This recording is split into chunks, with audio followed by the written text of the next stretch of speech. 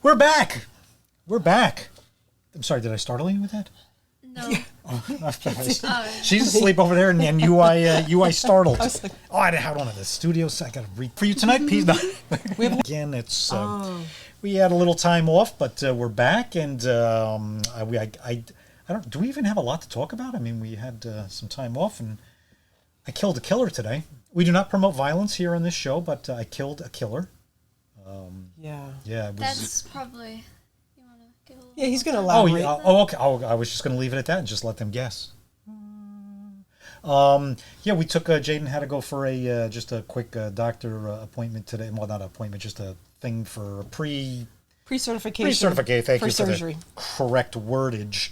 And when we came back, I was parking in the back, and I got out of the vehicle, and there was this. It looked like a cockroach wasp thing. Yeah, it was really. It had like hairy legs, and it was. Yeah, it had like the body of a cockroach, but then like the back of a wasp. Yeah, and the wings were like, and I was like, ah. And we have all sorts of medical supplies in the vehicle, so I didn't want to step on it with my Vans in it because I didn't know what the heck it was. He wouldn't let us out of the car. He's like, don't get out of the car. I took a glove. I took a surgical glove because we have gloves everywhere.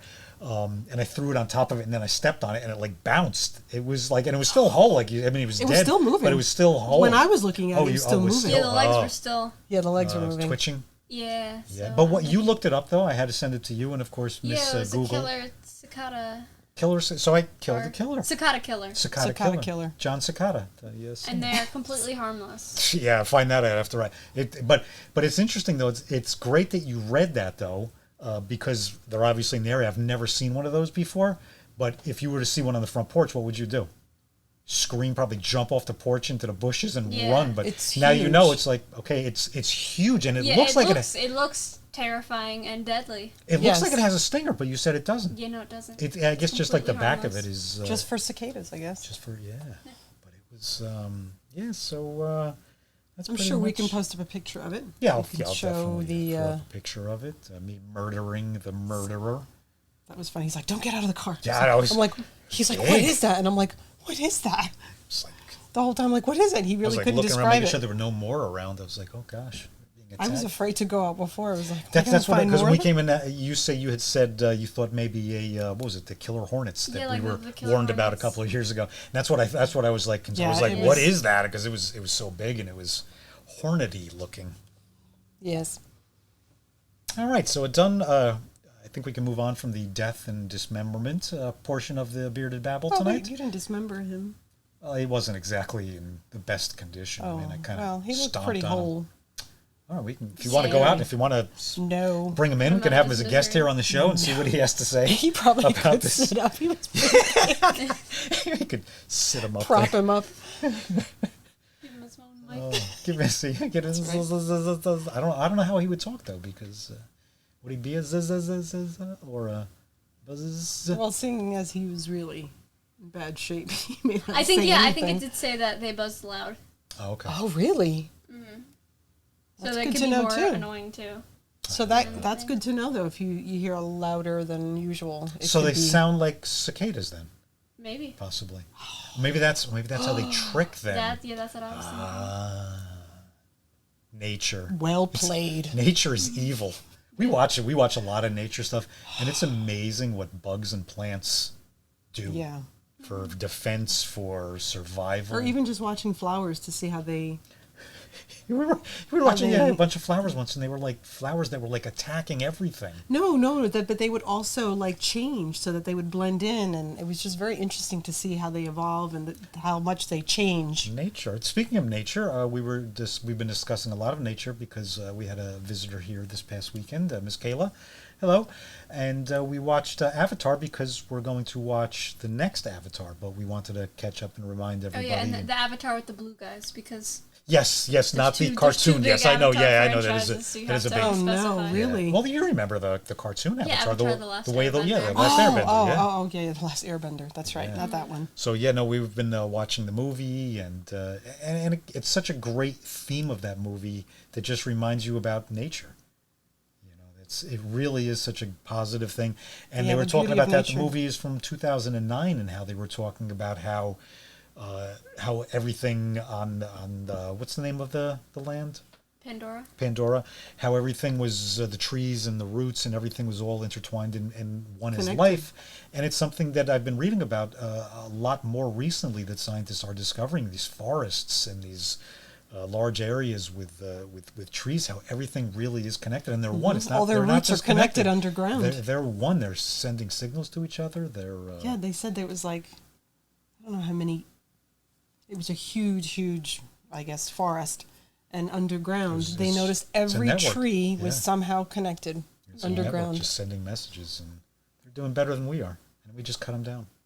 I know, there's so many that have been cut down. It's really sad. Yeah, I've talked about that before. Just driving down my block, Union Ave, used to be a tunnel of trees, and now I don't think there's any trees left on the block. It's sad. It's sad. It is nice to plant have more trees. Yeah. If you're not doing anything, go out and plant a tree. That's right. Yeah, I think we'll have to do when is Arbor Day? We'll have to do something for Arbor Day. Isn't that like September-ish? I don't know, but We're gonna plan ahead. Yeah, we're gonna plan ahead. We're gonna have an Arbor Day party here, so everybody get ready for that. Or we're gonna start Arbor planning. Day, like Eve, or what's like the half. Dakota, you would probably be in Disney during Arbor Day. Probably. Oh, that's right. Yes, she's leaving us for Disney yet again. My birthday, Arbor Day. Were you guys staying this year? Wilderness Lodge, I believe. How many days? A week. A week. So You're nice. welcome. Yes, thank you. I get to live vicariously through you, so it's funny. Yeah, I guess that's such a great time. Every time that you've gone, I still love. Every now and then, I go through my photos, and for some reason, it always comes up. I screen captured when you guys were down there last time. The only way we could track you was through Snapchat. And it was funny because there were so many different times. Like I'd be like okay, they're at the airport, and it was one time I think you were on the plane, Kayla was still at the airport, and I'm like oh my, is Snapchat just not catching up? Well, and Snapchat Maps works when you turn on the app, then it updates your location. Yeah. So if but it was you're funny, not on the app, you guys. I think there was one morning too. I think you were in Disney and Kayla was still at the hotel, and I'm just like, what is going on here? Like at the time, you were like younger too. She was 13. Yeah, she was like 13 at the time. It's just That was like for her 13th birthday. So we will. We don't have to worry about that. You're older and you can handle Wiser. yourself. 4 years later. 4 years 4 later. years later. Now you're a Disney expert. That's true. Are you looking forward to anything most? Anything new or that you've seen before? Yeah, the Tron ride I'm looking forward to because that opened and I remember seeing that in development. I am sad about Splash Mountain because Splash Mountain they're currently redoing right now, so it's closed until probably like late 2024. So I do love Splash Mountain. I love the Splash. drop, so I won't be seeing that, but that is okay. But you guys will be doing all the new Avatar stuff too. You Kayla was talking about you actually get to fly. Yeah, at the start of the Avatar ride, the first thing where you're flying over the water, that's how the second movie starts. Oh wow! Because the creator of Avatar made that ride. So basically, we got a preview of the second movie without people knowing. Oh wow! Which is really that's great that they awesome. snuck that in there. So. Way of the Water. That's going to be so I'm looking nice. forward to seeing that. Once Kayla's coming back in a couple of weeks, and then we're waiting for her, and then we're going to watch that again. Yes. Then we'll Good get time. to Good watch the movie. second one. Good. We got to get back into our movie nights again too. We got to get our Thursday night movie nights going again. And Yeah, there were some Marvel movies we were I talking think we were about. thinking about starting at the beginning, starting with Iron Yeah. Man, and just going. Just from watching there. the whole thing. Yeah. Yeah. Why not?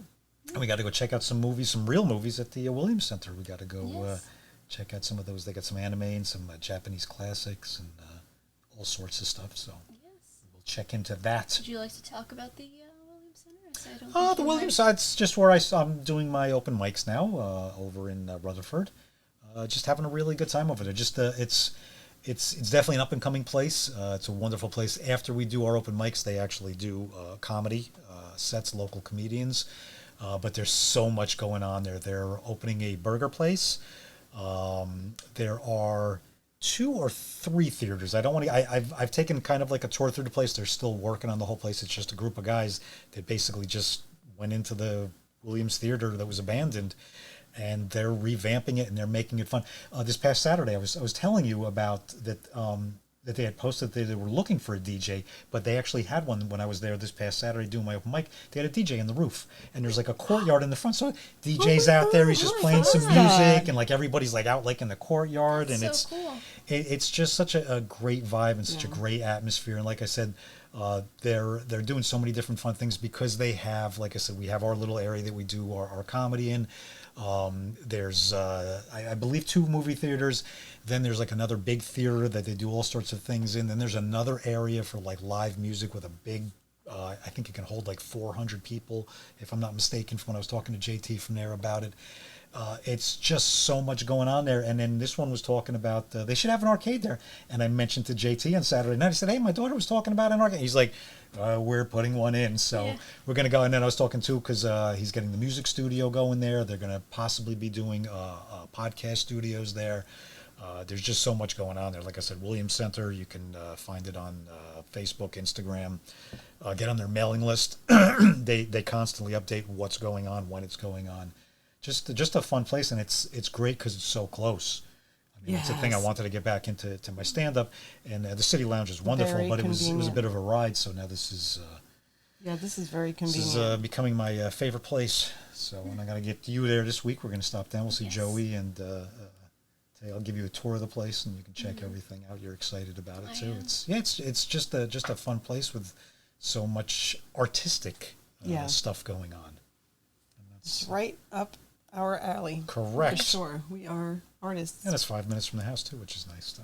Oh, I know, it's so convenient. Getting ready, for Jaden on a Saturday night, and then waiting for the nurse to come, and then I got to jump out of here before the nurse comes. But it's nice. I'm there in 5 minutes, and It's very jump convenient. up on stage and tell some jokes or bomb. Either way, who cares? You're on stage. That's all that matters. Keep the world laughing. That's right. Fun stuff. Fun stuff. It is fun stuff. This one over here, we have talked in the past about this one's game development over here. And this past week, we've actually had a little bit of gameplay. Yes, we have. Yes, we. Yes. Wait a second. I can't hear it. So. It's applause. It's applause. It's applause. Yeah, that was. She's rolling. It's all this talk and all this thoughts and all these meetings that we have. Yeah, well, the writing portion is really starting to all come together to the point where I can confidently start working on assets and okay, this is probably going to stay for the rest of the progress of the game, so I could start working on things. And but it's great problem solving, figuring things out. Like you even said, you're not where did you find the idea that you said that there were 2 what's the correct word? I'm going to say plugins. apps, but 2 plugins. Yeah, you I combine use 2 RPG plugins Maker, to do which RPG Maker is more kind of on the block coding side, but not really. Like it's very minimal coding, but there is still a lot of coding you need to do if you want the game to be good. But they have plugins that allow for other uses of the program that aren't directly in RPG Maker. So I was working on a time-based system where you have to make decisions in a certain amount of time, or else timer runs out and the character doesn't say anything.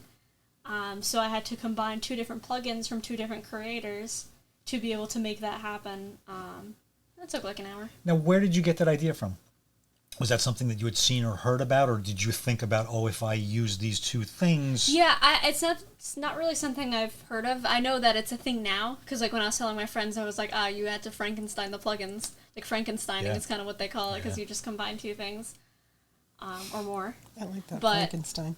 I realized what each plugin was capable of because I scrolled through the code and I was like, all right, this has the limitations here and this has the limitations there. So what if I just put the 2 together? And, with the coding, just make them both run at the same frames per second. So, because it's a bar for one plugin and then the timer for the other plugin. It's if they both run at 300 frames, then when those 300 frames are up, then the bar will disappear and the timer will go off.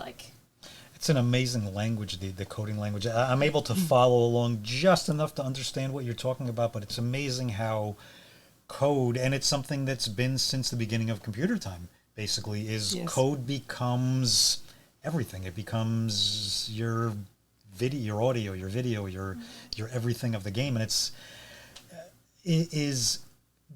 being in it. How do you? Like I said, that's been since the beginning of computers. Is there something on the horizon that's going to change that and make it easier, or do you think that coding will always be the way of? I mean, the fundamentals. Because it is difficult. I was again watching you the other day, and if you miss one symbol, and that's the thing. It's not just letters and numbers. It's symbols. I mean, there might come a time where coding becomes easier, and coding languages will continuously change. As like we see that like Java isn't as popular as it used to be, and a lot of things don't use Java anymore. We're gonna keep probably updating coding languages, and they probably are gonna become less and less case sensitive. And they might even become more like fill in the blank kind of thing where you have a little bit more structure. So I think that obviously the point of technology is to make things easier. So they'll make coding easier in the sense of like it probably won't be as case sensitive. And I mean already they have like the little red squiggly line when something isn't working that tells you like something is wrong where they probably didn't have that like 5-10 years ago. Yeah. So I think that all of the core like even your Roadcaster is built on code. Like the basis of technology is built upon code, so I doubt like coding will change, but I'm sure how things are made coding wise will change. Like you saw with the when we went into the 3DS and how small those little chips were. Yeah. I'm sure that they're just going to keep getting smaller and the coding's going to get easier, but it's still going to be built on that foundation. Okay. Interesting. That's at least my theory. It's just amazing how you have taught yourself all of this. A lot of talking with your friends who are into similar things. A lot of YouTube videos. A lot of where have you learned the most? I know you've taken some of the courses that we got online. You. Yep. Where did you really learn the most? And now that you're diving into it, because like I said, you've been busy writing. And putting this story together and putting this game together in your head and on paper and figuring different things out. Now you're actually getting into it. How does that feel? It feels awesome. It's very satisfying now because there have been times in the past where I open up the program and it's like I don't know what to do from here. That I think that's the point that I was trying to get. When was the last time that you really were coding, working with, practicing with? It's been a while. The last time I was really coding was probably back in freshman year of high school. If you want to be technical, so that was my thing. But now jumping back into it, now you're like, okay, here I go. Was the memory still there? Was the muscle memory, or did you forget things? Or I mean, it's a different coding language in the first place, so it is a little bit tricky in that way. I learned Python, which Python I did have a really good understanding of. If I think I had to code in Python again, I'd probably have to refresh my memory, but I think I'd be fine because I loved Python. I just loved how it functioned, so I do have a remembering. If I looked at code, I'd be like, okay, I can tell what that is. But it is a new language. It's not heavy coding, luckily, because I was like, oh, maybe I do have to actually code the bar myself, and I was like, I can't do that right now. I could. Yeah. I 100% could, but let me check the internet. Let me go to going through Google, and I'm on page 5 looking for anything just to see it would be easier if I could find it. If not, then I'll just learn JavaScript and learn how to make a bar. So it's great. It's so where did you learn the most, do you think, of code? Or was it a combination? At school, I mean, when I took my computer science class, that helped a lot. I don't know. For the most part, I wouldn't really say I'm great at coding. I just kind of learned what I need to learn. Mm-hmm. Coding in RenPy, which is a visual novel engine for making games, that was really helpful in understanding coding. If you are a fan of visual novels and you want to make a visual novel, RenPy, RENPY, it's so fun to code in. And it's a really simple coding language. It's all code. Everything you do is code. There's no things that you could jump through, no little special things. It's all code, but it's so fun. I remember back in the beginning, I don't know if it was through school or if it was through that program that we had you doing on the computer, but I remember you would have squares, and they would give you, I guess, you'd have to create something, and then you had to like kind of like fill it in, like you had to do the Yeah, code. that's block coding. Yeah, that's like the basis. Yeah, that was interesting. Coding. I'd love just watching you do. I was like, oh my god, it's amazing again that how that language transfers into something. And again, I mean, like you worked coding back in when? Like, don't date yourself, but well, you know, no, the for 30s or the 40s. Or, everything was all codes. Yeah, XY yeah. coordinates. I think that's why. That's why it wasn't for me, and that's why I really didn't do web design too. Like anything where I had to do codes, I was like, I don't. You just would rather actually do the actual moving. Well, I'd design, rather do the designing of the elements and then let somebody else figure out how to move it. Because that was the thing. If you were making like something in, which I remember in my class, if you wanted to make like a square, or you wanted to even like, let's say you want to make an animal through code. It's not like you could like draw on the thing. No, you had to manually type in all the X, Y, Z coordinates, and then it would show like what it looks like on the browser, and then you'd have to keep adding and subtracting numbers to make the proper Let me shape. ask you this, and I can say this, and you know this, we say this all the time. You're an amazing artist. You, I know, kind of doubt yourself, but your sketching, your art, your drawings are absolutely amazing. Now, let me ask you this. Someone that's not so artistically inclined, for them to be able to do that, because you're creating the XY coordinates and then you're seeing what you're creating. Mm-hmm. Is it harder for someone who doesn't have the artistic to look at it and to go, that should be a little bit, you know, I mean, there's still people, you know, that draw stick figures, and there's nothing wrong with that. It's, some people just... Yeah, I mean, I feel like people that probably would be more inclined to go with more simple things. Because, I mean, when I'd see, like, projects that that the other classmates would do in school, like, for the most part, everybody did keep it fairly simple as it is. Like, if you want to draw something, just draw it. You know, don't make it in a coding program for, like, a school project. Yeah. So I don't really remember seeing anything too, like, crazy. Also because we had limited shapes, mostly limited to, like, squares and circles and triangles, where it's, like, you can't get too crazy with limited amount that we had. Well, I think we're going to have to start learning it. I think we're going to have to come up with a Bearded Babble video game for the people. That's what they want. Yes. I don't know. Is that what you want? Is that what you want? Mystery. I remember for my last project in that class, I think we got like free reign of what we wanted to do, and I made a coloring thing, like a very basic coloring thing where you clicked on like the crayon and you clicked on the size of the brush. I think I remember that. Yeah. Because I remember like going there and I like had mostly everything figured out except for the things that we hadn't learned yet. So then the teacher ended up helping me finish it off because she was like, "I'm sorry, we haven't learned this stuff yet." But let me ask you one more thing about the coding. Now, what you've created is you've created pretty much a room. You have your character sprite in there. How much coding has been written just for, and I don't want to say this insultingly, I just want to say it's for that little bit. Although you may have put in a lot of work. I don't mean to say it as a little bit. No, there actually barely has been any coding for... Because RPG Maker is great in simplicity. Because it was a lot of placing down all the tile sets. Because, you know, like having like a chair is one tile, so then you place it on the board. Because you create, you know, all the settings and everything. You create this board, and then you start placing everything down and layering everything. And then putting, like, what can be touched, what can't be touched. Like, for example, you don't want to have a character that can, like, walk on the tables. Yeah. So it's very good at handling everything, so you don't need extensive coding. Well, that's the thing about RPG Maker, that, like, it's, what's it called? It's, like... What they say when you like buy the program is that it's easy enough for kids, but like complex enough for to seem like it's more than a kid's. Yeah, so it's not. It doesn't seem like. But a kid could completely make a full game in it. Would it be the best game ever? I mean, it would be using like the very simple aspects of it, but it would still be a great start. But somebody who really learns. It allows for great games like Omori that became like one of the biggest indie games so quickly. That's an RPG Maker game, and there's a ton of big RPG Maker games out there, so...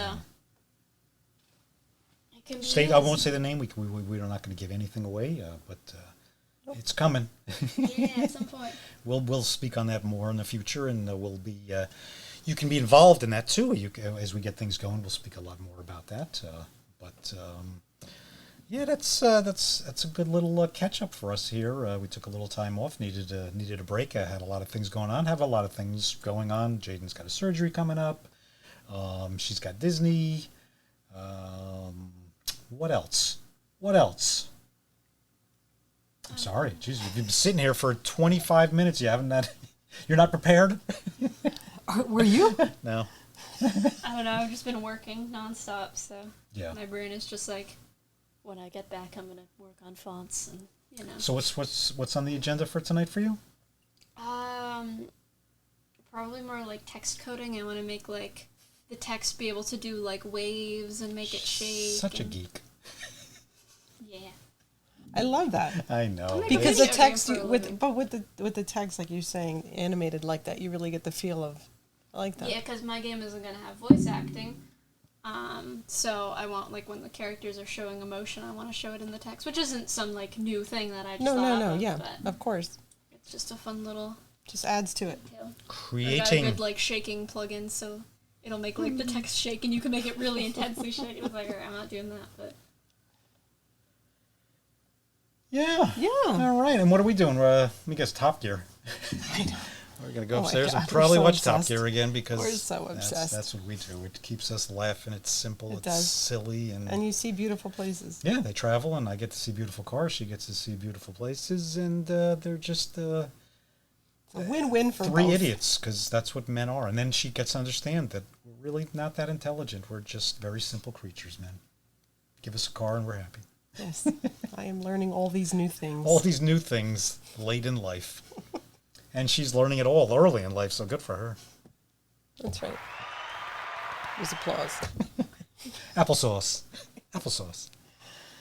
All right, we will be back. I promise you that. We had our break. We did well with it, and we're back. Yippee. Just looking some. Okay. I'll figure that out another time. That is all. That is all. The peace. The love. The laughter. Bye-bye.